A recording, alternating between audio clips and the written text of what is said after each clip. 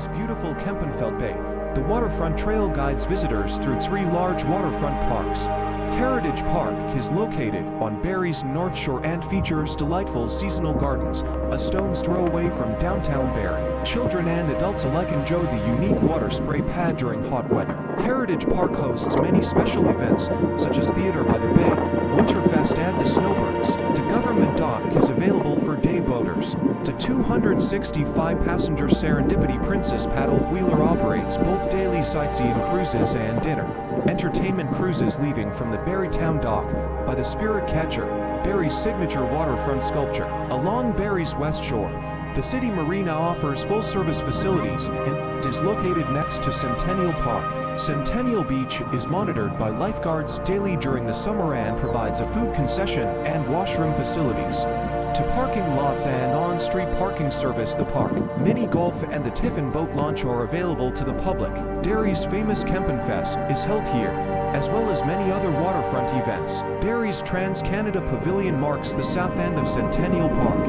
Once home to the Allendale train station roundhouse, the former CN Rail lands of Allendale Station Park holds the last segment of the waterfront trail and offers views of Kempenfelt Bay, the historic Allendale Trail Station and the downtown skyline at night. Keep your eyes peeled for Kempenfelt Bay's elusive sea monster Kempenfelt Kelly. The trail divides to separate cyclists from walkers. Parking is available at the South Shore Community Center along Lakeshore Drive in the middle of the park. The community center offers visitor information and washrooms. Visitors will find easy access to Barrie's waterfront by existing Highway 400 North to Essa Road North, where it intersects with Tiffin Street East.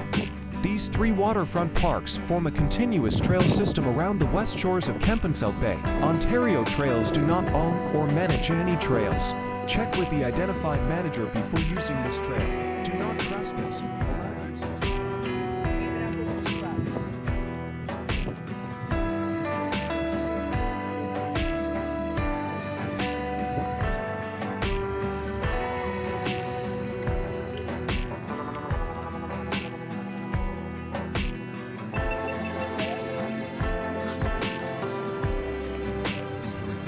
Before 1900, Barrie is situated on the traditional land of the Wendat and Anishinaabe peoples. 7.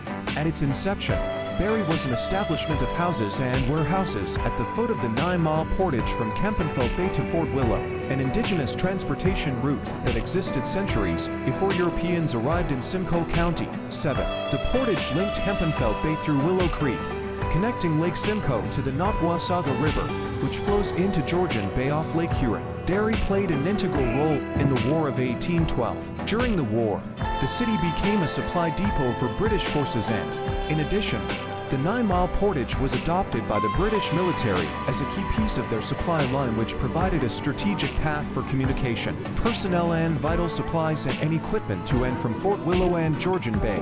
Lake Huron. Today, the 9-mile portage is marked by signs along roads in Barrie and in Springwater Township. The scenic path from Memorial Square to Fort Willow is accessible to visitors year-round.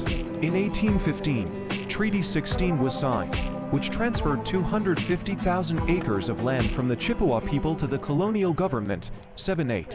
In 1818, Treaty 18 was signed, which resulted in the surrender of an additional 1,592,000 acres of land.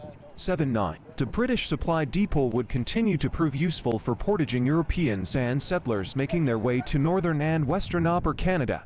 10. The city was named in 1833 after Sir Robert Barrie, who was in charge of the naval forces in Canada and frequently commanded forces through the city and along the 9-mile portage. Barrie was also the final destination for a branch of the Underground Railroad. In the mid-19th century, this network of secret routes allowed many American slaves to enter Barrie and the surrounding area. This contributed to the development and name of nearby Shanny Bay. In 1846, the population of Barrie was roughly 500, mostly from England, Ireland and Scotland. A private school, 3 churches, a brick courthouse and a limestone jail, built in 1842, were in operation. 11 local businesses included 3 taverns, 6 stores, 3 tanneries, a wagon maker, a bakery, a cabinet maker and 6 shoemakers, as well as a bank. 12. By 1869, Barrie became the county seat of Simcoe County. flourishing with a population of over 3,000 people. With this population increase came the establishment of prominent businesses and landmarks. In 1850, Edward Marks had established the Barrie Hotel, now called the Queen's Hotel, the oldest continuously running hotel in Barrie. James and Joseph Anderton established the Anderton Brewery in 1869, which would go on to be one of Barrie's largest employers for years. And Edmund Lally opened one of the Canadian Bank of Commerce's original branches in Barrie in 1867. 13-14-15. A line of the Northern Railway was opened in 1853, connecting Barrie with Toronto and several other municipalities in Simcoe County and Muskoka. The Hamilton and Northwestern Railway (H&N&W) also ran through Barrie, and the two railways would eventually reorganize into the Northern and Northwestern Railway in June 1879. Allendale Station was the primary train station serving Barrie at the time. The Grand Trunk Railway purchased the original Northern Railway in 1888, and the line serving Barrie would become a branch of the Canadian National Railway (CNR). Throughout the latter of the 19th century, steamships ran from Barrie to the Muskoka Territory, Orillia, and other communities, and stages were taking passengers to Penetanguishene. 16. The period of 1870 to 1890 defined Barrie's downtown development with a series of raging fires that sequentially destroyed multiple landmarks, giving rise to the moniker that Barrie was among the best burning towns in Canada. 17. Many local businesses, like breweries, tanneries, and sawmills depended on fire to operate, endangering the ramshackle assortment of wooden homes and buildings that made up the city center. One of the most destructive fires came in mid-1875, when the entire section north of Dunlop Street to Collier Street, bounded by Clopperton and Owen Streets, was reduced to ash, destroying